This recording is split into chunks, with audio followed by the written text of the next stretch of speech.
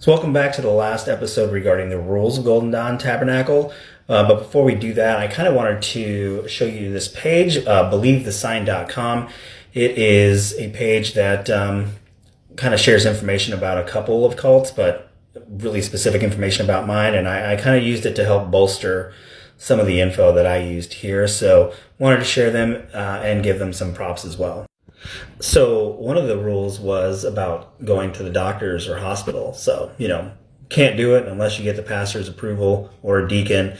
And if you do go, it's kind of like broadcasting that you have really weak faith or, that you believe in medicine more than God. It's kind of ridiculous. And if you did receive treatment for something without getting approval, you were definitely seen as having weak faith, and more than likely, you were guilty of sin or had demons in your life, which was kind of ironic because when the pastor's wife got sick, she was whisked away to the Mayo Clinic where she got some of the most expensive treatment. And so it's just how it is.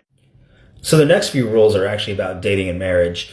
There is absolutely no bodily contact between an unmarried man and woman. I mean, not even holding hands. The most you ever did was shake their hand and say, God bless you. If you wanted to court someone, you had to be 21 years old and you had to get approval from the pastor. And then, you were highly chaperoned. Your contact is so limited that even after I left the church, shaking hands with a woman in general would have my stomach in knots. I mean, you just have no understanding how this affects me and others, because you can't even have normal relationships with people once you get out of the church. Courting is really public. And if you want to marry, the pastor would hold these really in-depth interviews where he wanted to know every grimy detail of anything that you would have done, that was untoward. And the purpose of these interviews weren't to get to know you. They were to catch you in lies and, maybe see if you were doing something even before you were married, right? So it's kind of disgusting.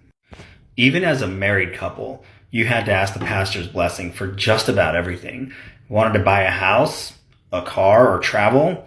Yeah, I mean, you had to ask about those things. You pretty much made no decisions about your life except for what you were going to eat and drink. And even then, I'm sure that there's some kind of rules out there about that.